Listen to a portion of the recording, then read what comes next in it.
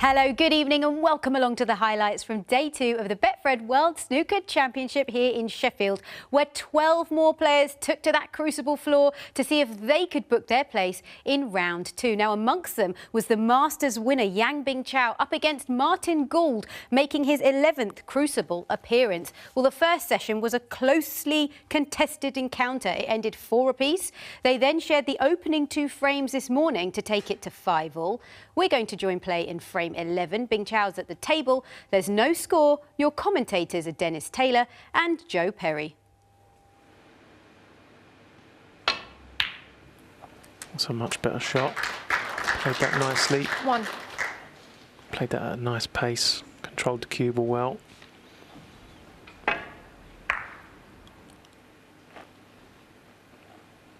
So a couple of loose reds down near the black spot. Black only goes into the right corner, but not a lot of room to land on it, so going to need a few good positional shots here. Slightly overdone that one. 6.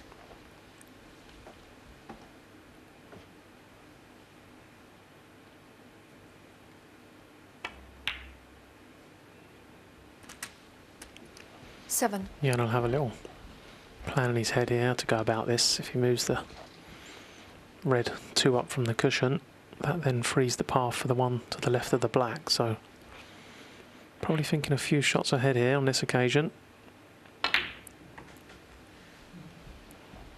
And once he moves that red to the left of the black, that opens things up. So what doesn't look like a great chance at the moment, in a few shots' time, could look very different.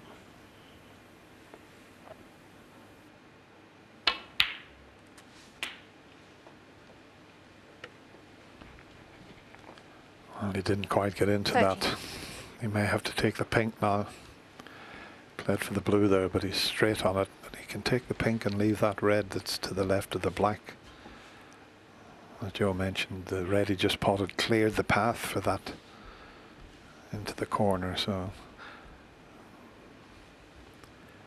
And this is one of my favourite shots in the game. It's a stun run through. Requires an awful lot of practice to perfect. Now he's rolling it in so he could hold for the red.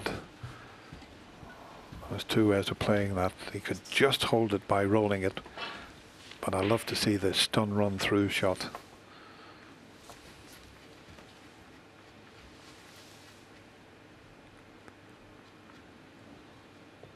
In fact, it's much better now with the pink there because it was away from the reds the other side of it, which made it difficult to get from blue into the bunch.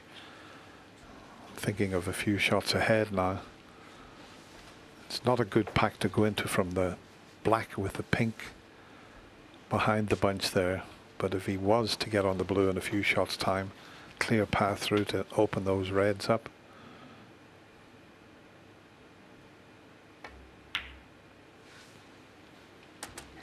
Not sure if he could get on the pink in such a way for the corner in a couple of shots time that he could open the bunch from that.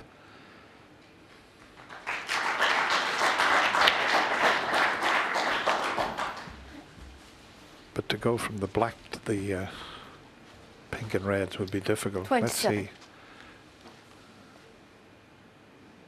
Yeah, he's got to play for the black here, so this is quite a key shot because of the pink as it's situated. Needs to play it more as a stun rather than a deep screw.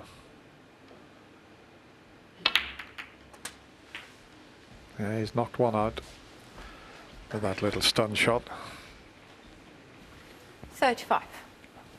Yeah, he's brought one red out into play, but I expected him to hit that one quite a bit harder than that.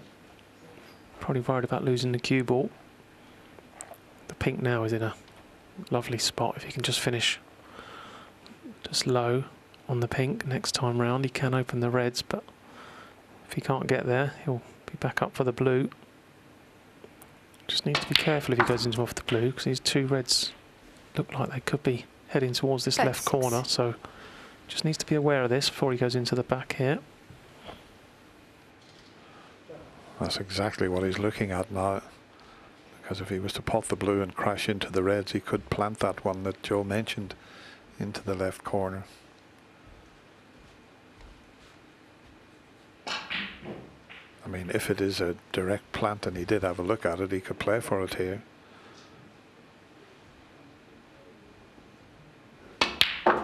Yeah, so he can play the plant, and that'll really scatter the reds.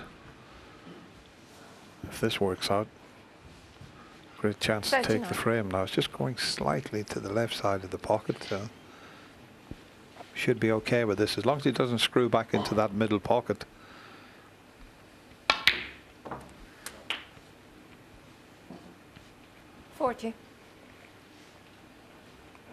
Yeah, that was a bonus. Always a bonus for a player when they spot a plant in the middle of the pack. Saves all that hard work going into them and hoping for a little bit of good fortune. Basically, the other red does the work for you. Now I think we might see the shot Dennis mentioned a few shots ago. 45. If he plays the straight red, he may have to stun run this one through. It may not be quite straight enough though to play that shot. Yeah, just off straight, so I'm not sure he can play it this time.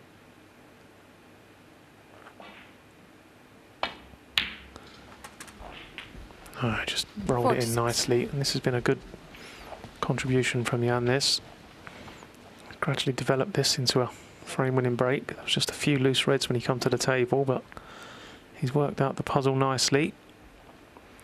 No reason now why he shouldn't go on and clinch this frame. Doesn't have to play any more cannons. The reds are all nicely dotted in the open. Just take them one by one at the right time.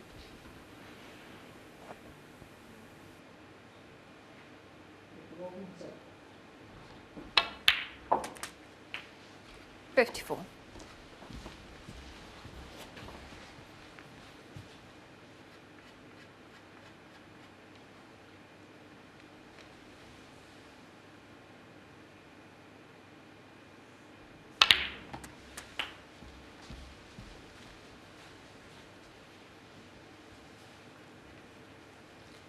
$61.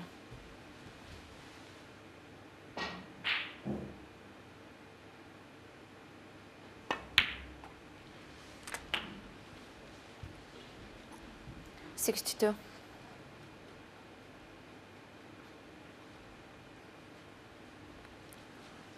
No problem getting on a red, but this is the frame ball, you would say.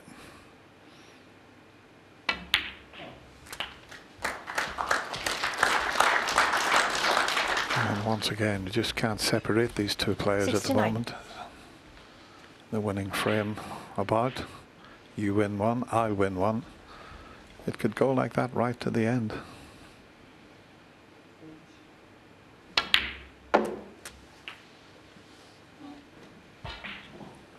$70.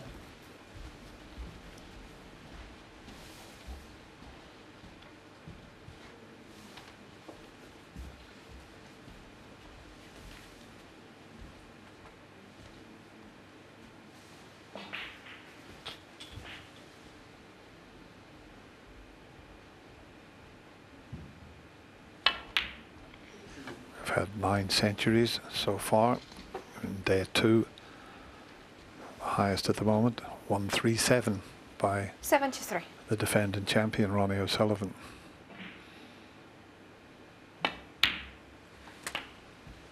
$74. Yan Bingtao's career centuries is at 100 at the moment.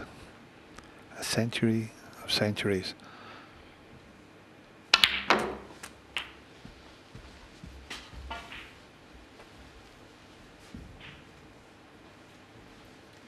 81.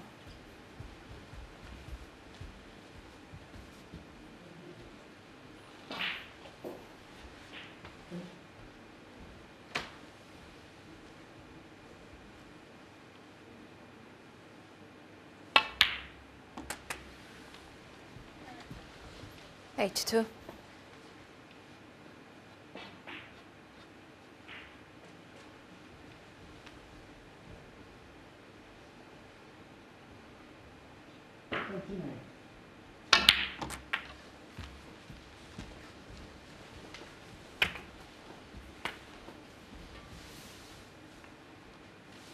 H9.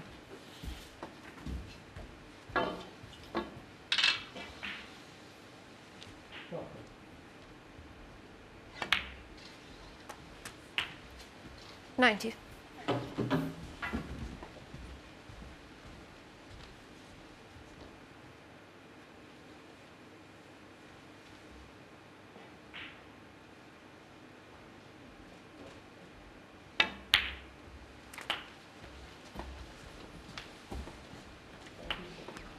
This will be, as I mentioned, the 10th century if he was to go 97. on and make one. And 7 have been made on this table, 3 on the other table. I did mention I thought this table was playing 98. slightly better than the other.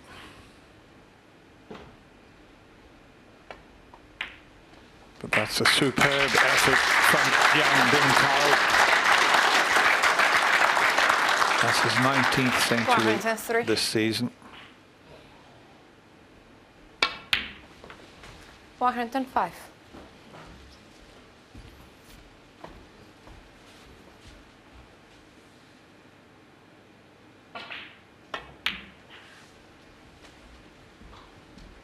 $108.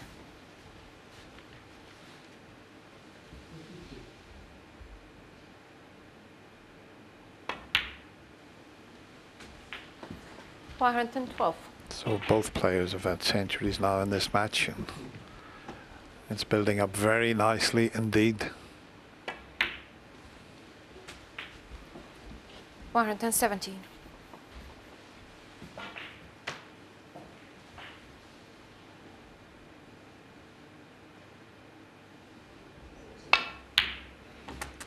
And all the pots have been going right in the 123. center of the pocket. That's always a good sign.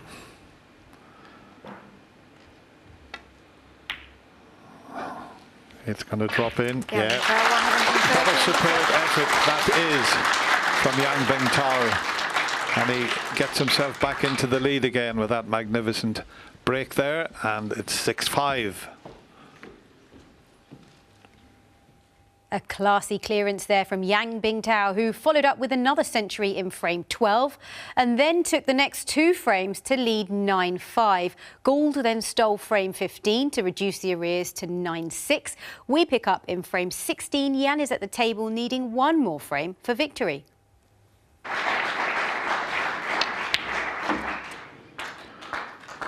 Well, that'll help him forget about the previous frame. That's a terrific opening pot.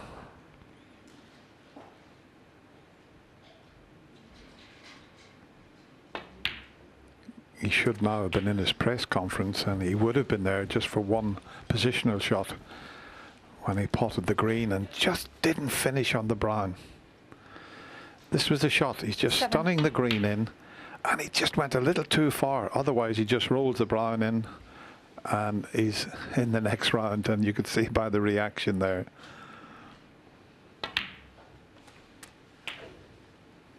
But as we've said so often in the studio about his temperament, for a 21-year-old, it's quite remarkable. Yep, he's probably forgot about that already. It's a wonderful attribute to have, especially in this game where so much of it is played in the head. But this looks like a decent chance here to build up a lead in this frame. 13. I think the black goes. Red above the black also goes easily into that left corner. He'll still have a couple of loose ones. So, is this the chance Yan Bing-Tao needs? 14. That red just sitting at the bottom of the pack there. Perfect for break building. Can get on that in such a way. Bring more reds into play when he pots it in 2 or 3 shots time. Won't have to play it with any pace.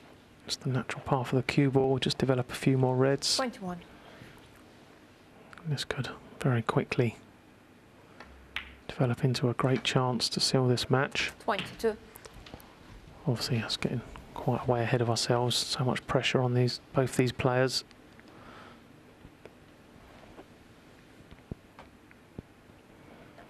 I think we seem to forget that. We're so used to seeing them win frames in one visit. Forget the pressure out there. But the fact that he's got that Masters title under his 29. belt, that stands him in such good stead to win one of the majors is a big plus in a player's career. 30. Now there's still 3 loose reds available, so he may not go into the bunch here.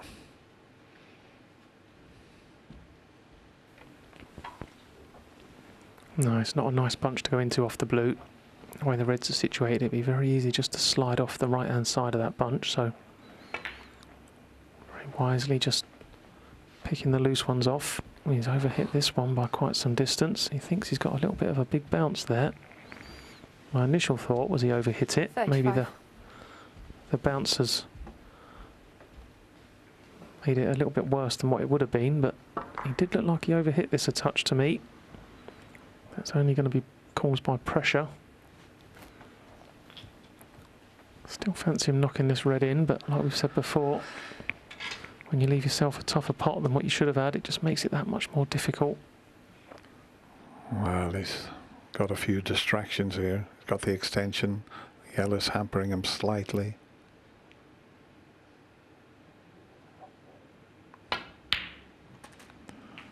And that's the pocket he missed the blue in to 36. clinch the match, but no miss this time. And as I say, there's still another couple of reds available before he needs to go into them. But it is a wonderful chance. 43. He needs to get to 68 points 44. to more or less secure the match. Left himself rather straight on the black here, but that shouldn't be a problem because there is another red available. He cues those so well. Minimum effort, and he gets lots of action on the cue ball. 51. Running out of loose reds now. It looks like the red just to the left of the bunch will go into the yellow pocket. And where that yellow is, that does make that a rather big target. So he may look just to get himself over the line here with the loose ones. Every player's different. I'm sure other 52. players out there, I can think of Neil Robertson off the top of my head, would have already gone into this bunch. But Jan goes about things differently. He does like to pick off the loose reds. Just see how he plays this, whether he leaves that long red to the yellow pocket here. Yeah, that's what he's played. Oh, he's not played it well. Like I say, that yellow is making that pocket look 59. a little bit bigger than it normally would. And he can play this with an element of safety. He can bring the cue ball back for the black. The only red he can leave is the one he's playing. So I fancy him to get this. It's a tough shot, but everything's in his favour here. Well, we're right down the line of sight here. He doesn't need the yellow. It's gone straight in the pocket. 60. Superb cueing. As Joe said, it was a big pocket. He didn't need the assistance of the yellow. It went straight in. Just needs one more red after the black. Is he on one? It's not an easy one.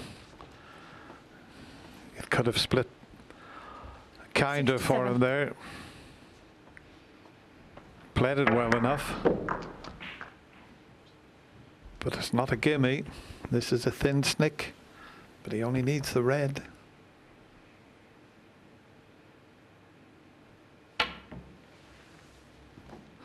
Oh, can you believe it? He's missed the red. Jan Bingtao, 67. He was a fraction away of clinching the match in the previous frame, just a couple of inches away. The same thing applied there. Just overcut it. Well, this really is getting exciting. Can he do it again? The pinner Potter has got a chance.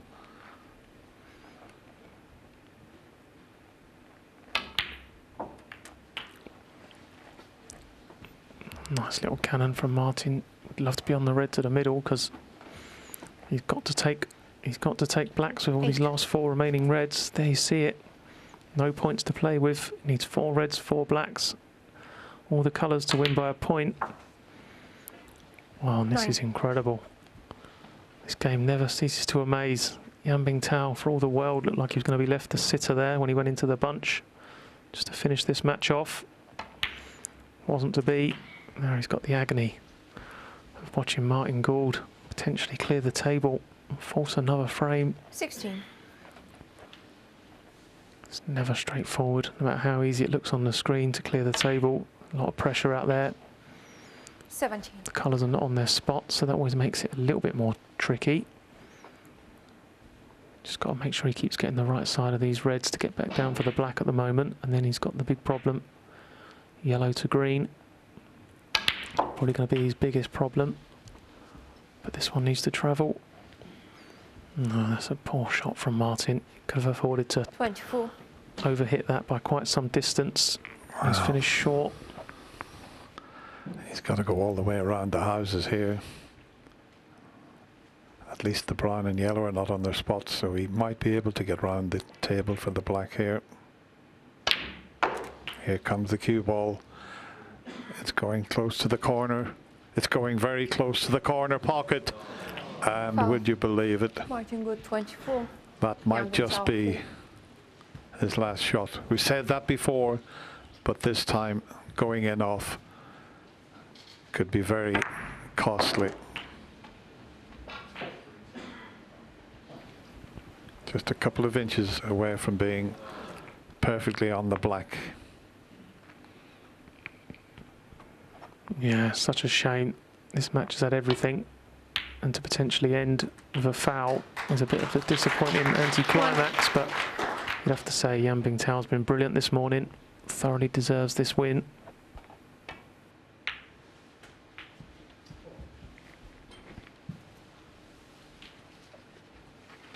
Three.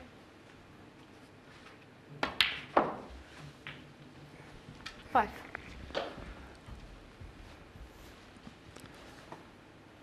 He got to the second round last year, narrowly lost to Judd Trump, 13-11, and he's safely in the second round again this year.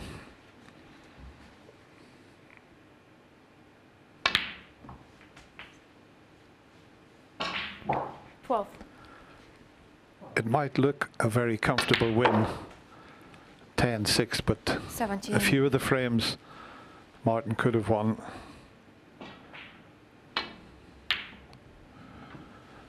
Martin comes forward and gives a little elbow to his opponent. Well, a little fist will do.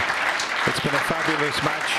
Thoroughly enjoyed it. Martin Gould was a little bit unlucky in a couple of frames, but in the end, the smile tells you there that this young Chinese player, Jan Bingtao, is through to the second round, beating Martin Gould by 10 frames to 6.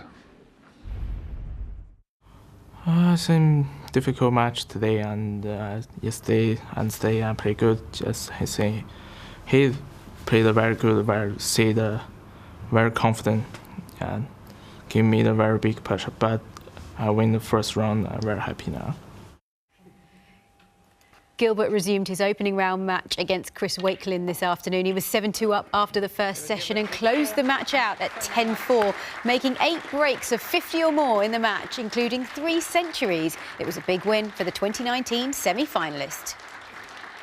The first mini session today, I was quite lucky to come out of it 2-all. Chris could have won all four, and maybe I could have won all four. It was just a funny little session, but no, it worked out well in the end. Obviously, you're just trying to get over the line as quickly as you possibly can. Congratulations to Dave Gilbert, who will play the winner of Liam Highfield and Judd Trump.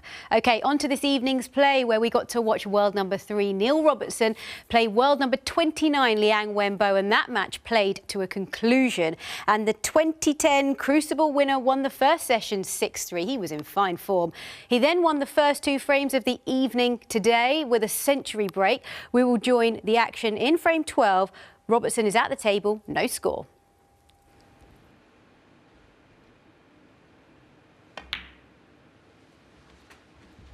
One.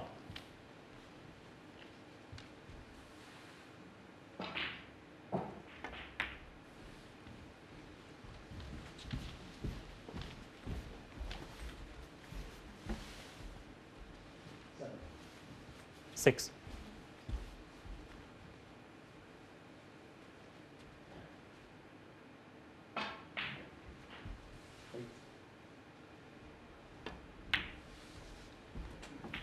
Seven.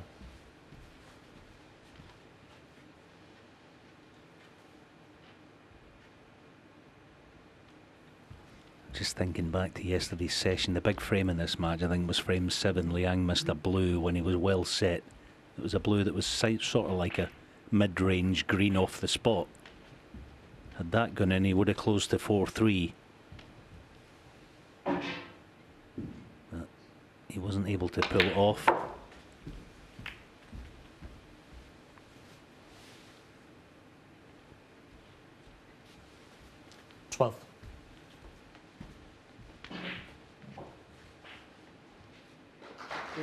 An attempt there from Neil to try and bring the black into play.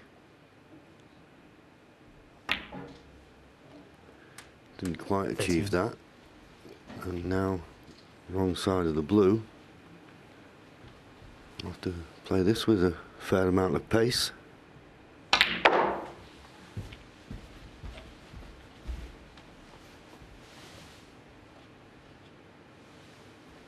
$18.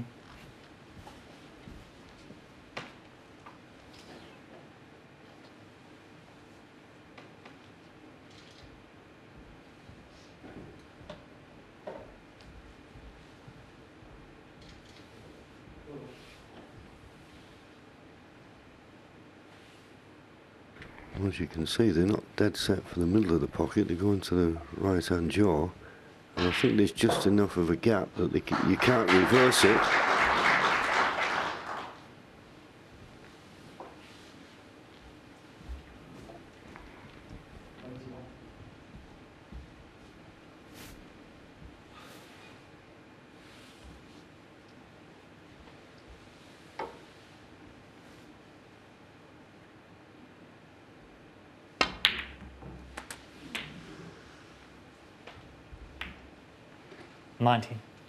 Great pot, but positionally, it's one of those ones, isn't it? It's the sign of a guy who's in form.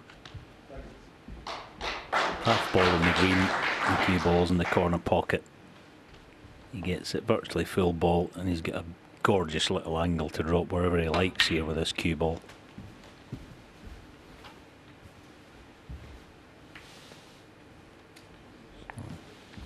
Accusing, look at the side cushion there. I feel they had a hint of a big bounce.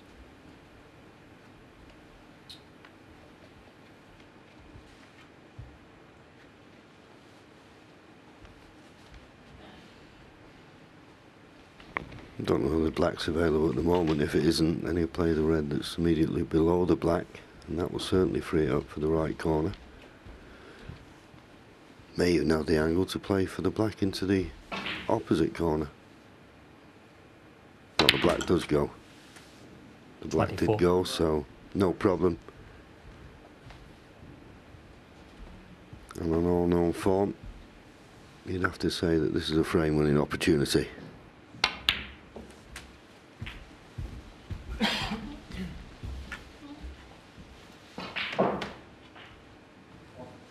$31.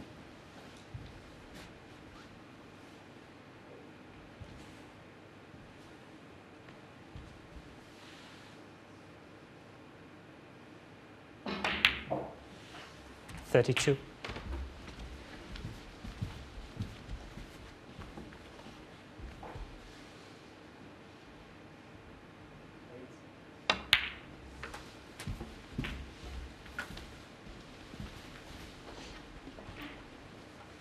$39.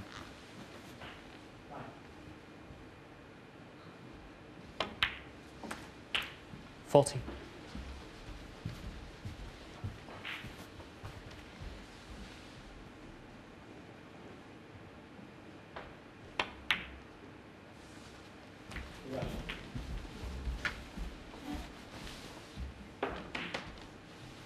$47.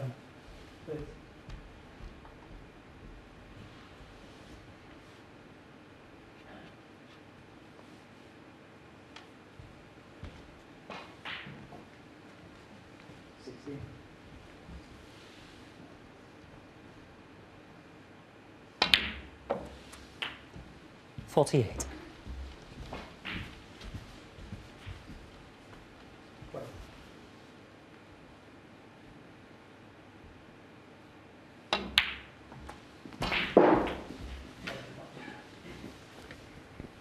So there you go. 55. Another 13 points required, so that means 3 more reds. Well, 2, but 56. just like to get that extra one, so your opponent doesn't come back to the table and think about playing snookers.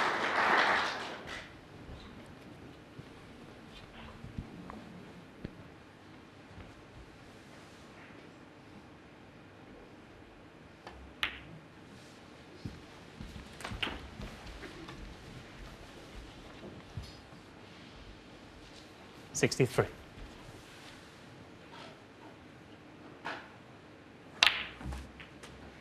$64.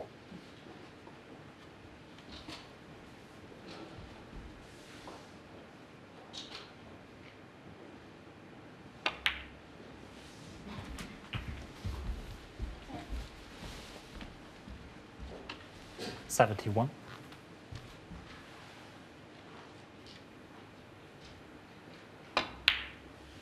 Yeah, so now that the 72. frame's gone, maybe get a chance here to see something I love about Neil Robertson's technique. We'll see it in this next red. The way he plants, well, I'm not going to see it because he's going to be stretching a little. Maybe get a chance.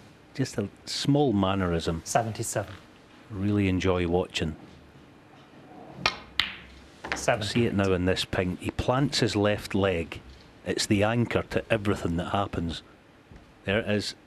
Just plants it there and everything rests on top of that.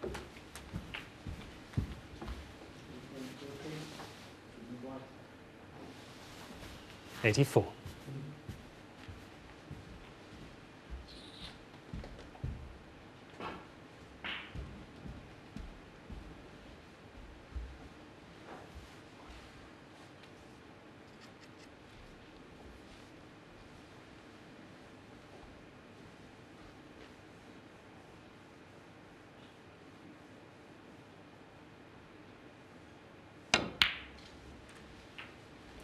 $85.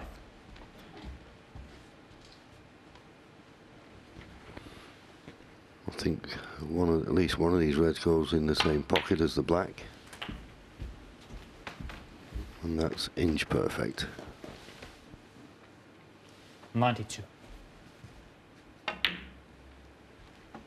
Just got the feeling, Alan, when Bo went for that red, it was a desperation, and he doesn't need too many invites, doesn't Neil Robertson, as he records his 3rd century of the match. 100.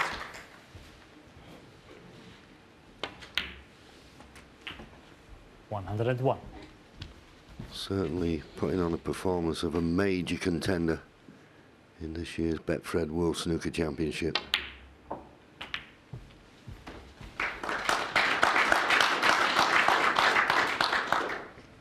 $108.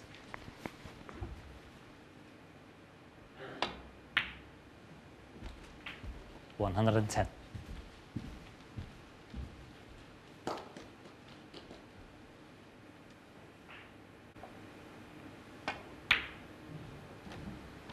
Yeah, stays out, but Neil Robertson continues the compendium of class this evening and extends the lead further. He's now 1 away from victory. It's 9-3.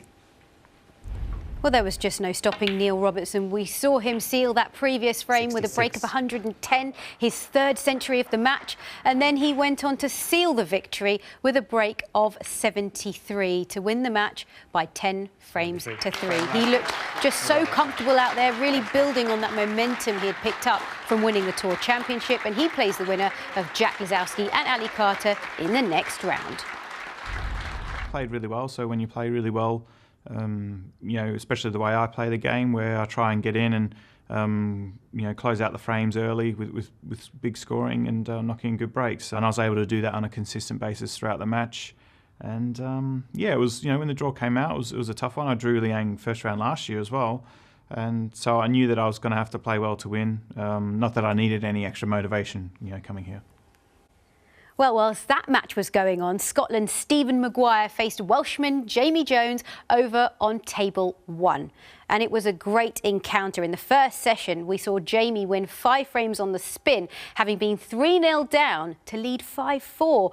And then it was a terrible evening, though, for Stephen Maguire, because Jamie took the first 4 frames this evening to then lead 9-4. We join play in frame 14. Maguire is at the table and he's trailing by 12.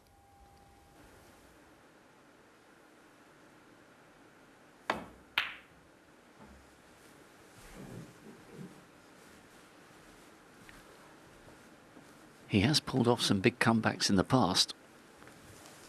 I remember when he was 5-1 down to Neil Robertson at the Masters last January, and he turned that one round 6-5. He also had a big comeback against Mark Williams at the UK Championships a couple of years ago. But from 9-4 down, a recovery from here really would top the lot.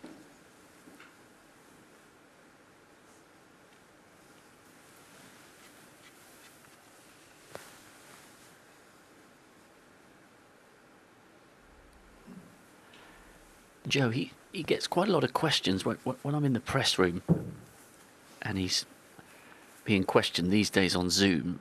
People are often probing him and asking whether he thinks he's underachieved, and in some regards you can find yourself feeling a little bit uncomfortable on his behalf, because he's won 6 major ranking titles, including the UK Crown in 2004. But do you think those kind of questions are fair? Do you think he's got that much talent that you might have expected a bigger return than half a dozen since that big breakthrough in 04? Yeah, I think it's a fair question, but on the other hand, it just goes to show how hard it is to win tournaments. I'm sure there's lots of players out there, including myself, would swap careers with Stephen Maguire.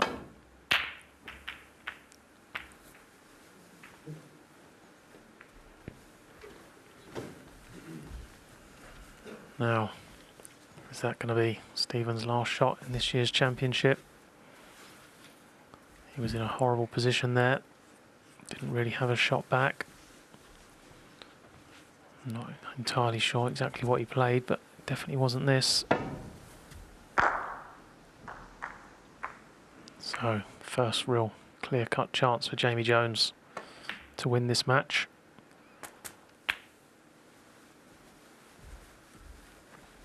One.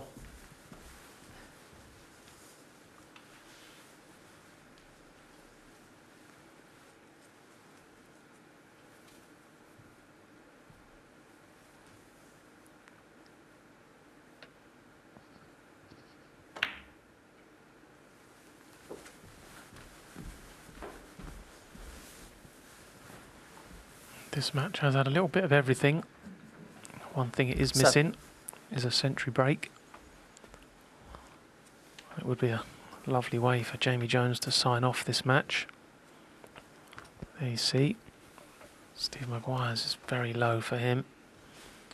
Jamie's had a couple of good scoring visits this evening, but we're yet to see a century in this match. The only one so far in this year's championship.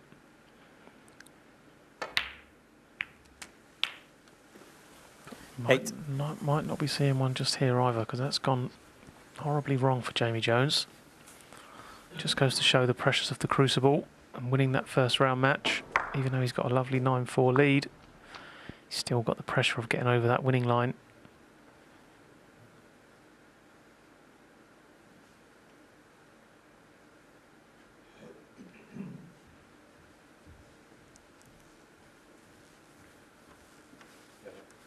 Yellow ball.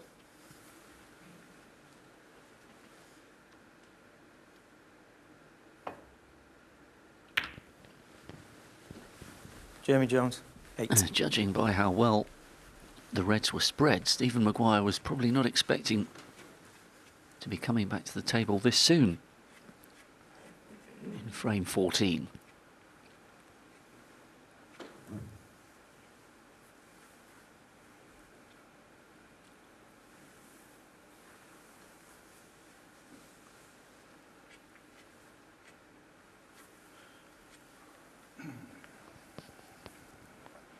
Familiar sight in this match. Steve Maguire faced with a tough shot from under the baulk cushion. It looks like he's taking this one on.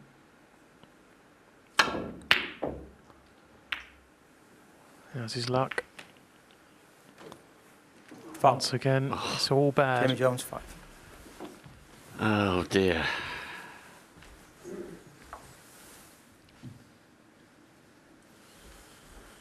That is desperate luck for Stephen Maguire.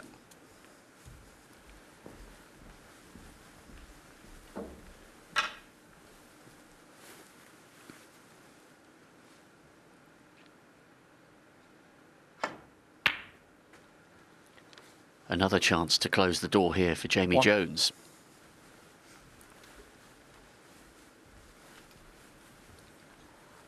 What an emotional victory this would be.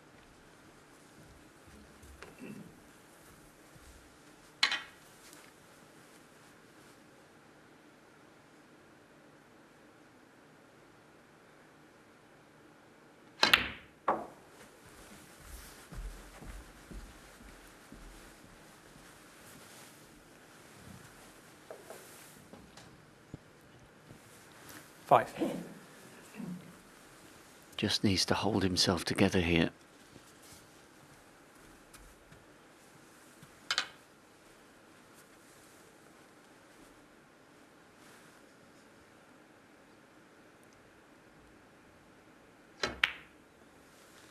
What a story this would be.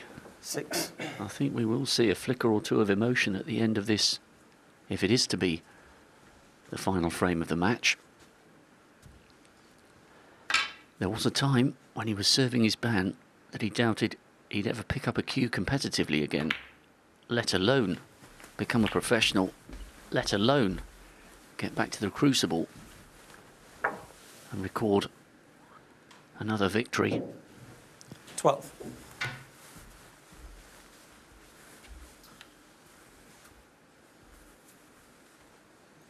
He's almost there.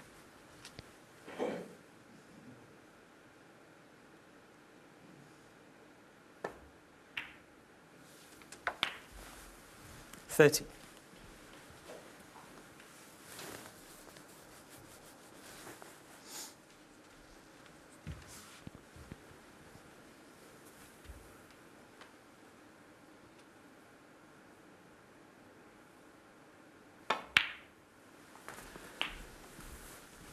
Well, it's been a night and a season to forget for Stephen Maguire, notwithstanding his great run to the semis of the Welsh Open. He hasn't enjoyed playing behind closed doors. 90. Even though we have a small, passionate crowd in the Crucible tonight. 20. For Jamie Jones, victory tonight would mean so much more than simply a first round win.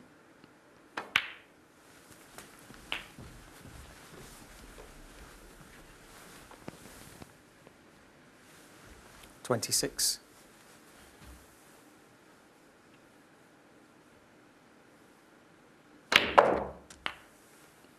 27.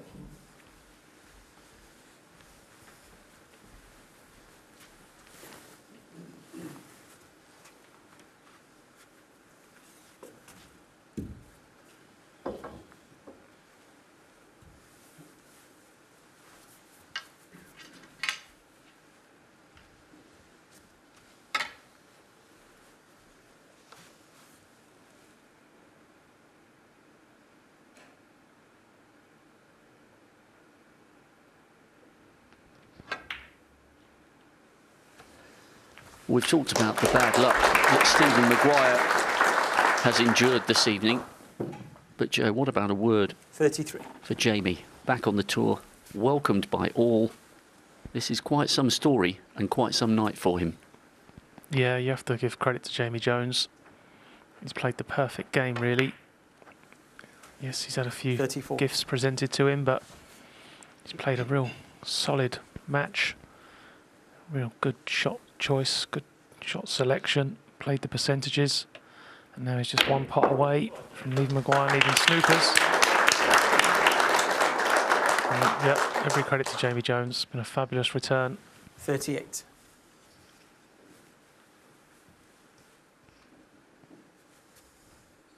Whatever emotions he's feeling,